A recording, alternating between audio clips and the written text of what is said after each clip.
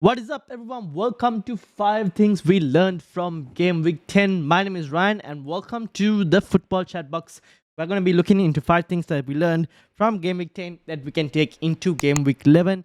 If you are new, make sure to hit the like button, hit that subscribe button as well, because it helps the channel in terms of us being able to deliver more videos to you. And let's get into the video.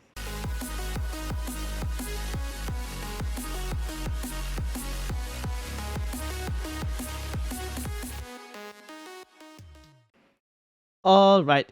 In number 1, we've got Haaland is inevitable.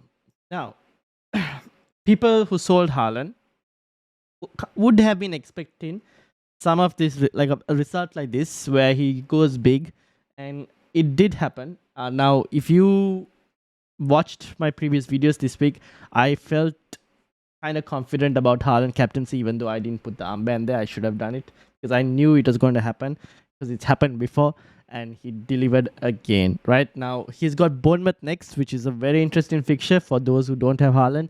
What are you going to do? Let me know in the comments. Me, to be honest, we'll discuss this in point 4, but he is someone who I at least think you should kind of expect these kind of goals from him. He's been quiet in the last few games, and people who sold him did get a bit of luck, like fortunate luck. But again, in poor teams, he will score goals. And that moves in to point number 2, abysmal Manchester United. Now, poor game from them. Conceded almost 4 xg in one game. The moment I saw that starting lineup, I was like, oh no, this is a 4-0 game written all over it. And it ended up 3-0. Could have even been 4 if Onana didn't make that save. They do have 3 good fixtures upcoming, but do you really think that 3 good fixtures, given the state of this team?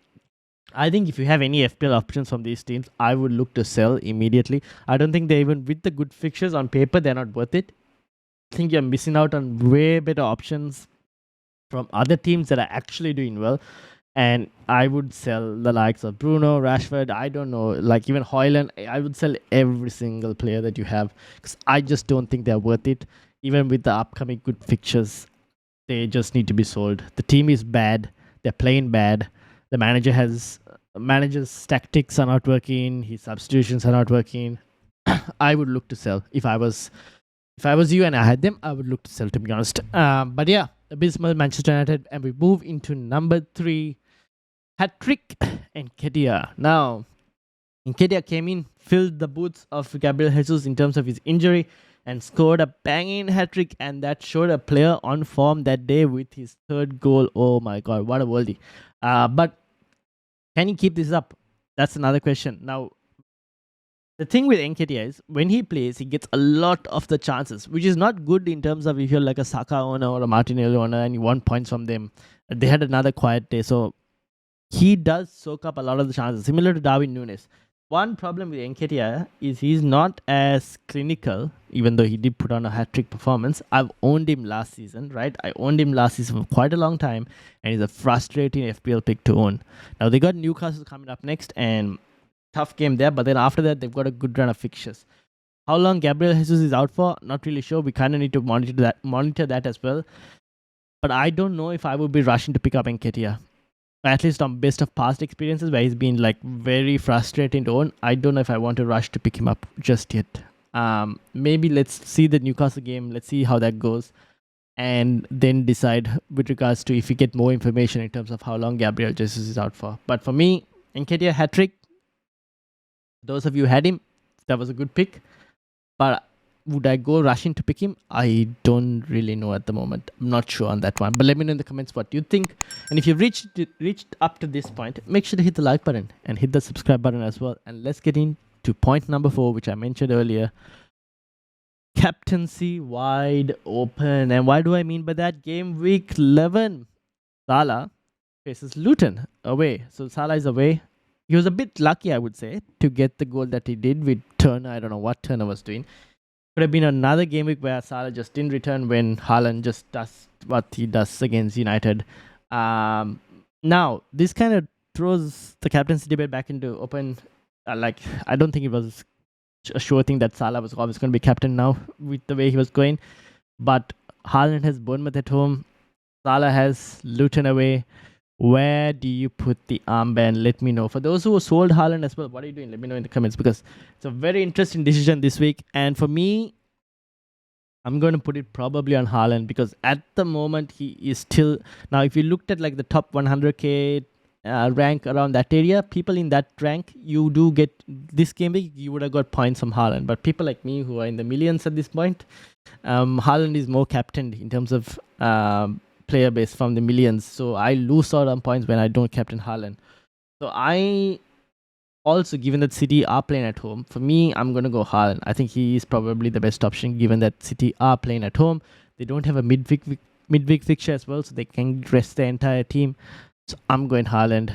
Let me know in the comments where you are going. But yeah, captain's debate wide open. And that moves us to a final point, a game week of differentials in number 5. What do I mean by this? Well, it depends. I wildcarded this week, ended up on a red arrow, but I sold the likes of Mbeumo, who a lot of people would have sold. Those who wildcarded earlier might have still kept Mbeumo, got points. DRB didn't return in the last few weeks, should have returned arguably in the last few weeks. And then he gets his haul this week, while Watkins just doesn't deliver at all. If Watkins scored that first chance that Matty Cash delivered for him, maybe we're looking at a different game week. Then you've got the likes of Nunes popping off, got Callum Wilson popping off in terms of points, Trippier getting 0, Lascelles getting 0, Shah coming off with a 5-pointer assist. So it's all a game week of differentials, and your game week was dependent on, did you have those players who delivered, or did you end up with players who didn't? Like even Mitoma, nothing. Bowen, nothing. So Pickford getting a clean sheet. People got Taylor and Braithwaite off the bench from Gabriel benchins. So it was all a game week of differentials, and I wouldn't take it too much in terms of what happened. I wouldn't react too harshly to what happened. If you saw the players you owned, and if you still think that they did well on the pitch but were just a bit unlucky, then it's fine. You can continue to keep them. I'm going to keep Watkins. I saw enough for him to create. Unfortunately, I've said this before, he is a shot volume merchant. Needs a lot of shots to be able to get a couple goals in. So I'm going to keep him. He's good fixtures are coming as well. With regards to the likes of Gordon, I know Arsenal is next, but they have a decent slight run after that as well. So I might keep Gordon a bit more. Might look to sell if something else pops up. Mitoma, I'm happy to keep. So I'm happy to keep some of the players. But yes, it was an unlucky game week. On another week, things could have been different, but it is what it is. We move forward. Let me know how you did in the game week, and let me know in the comments what, in terms of whether this content helps you or not. Let me know. It's just, we're trying to relate it from a less stat perspective, just an eye test in these kind of videos. Let me know what you think. But yeah, thank you all for watching. Make sure you hit the like button, hit the subscribe button as well if you are new, and I'll see you all tomorrow. The team selection video that will be live on YouTube. Make sure you hit the like button, hit the subscribe button, and I'll see you all later.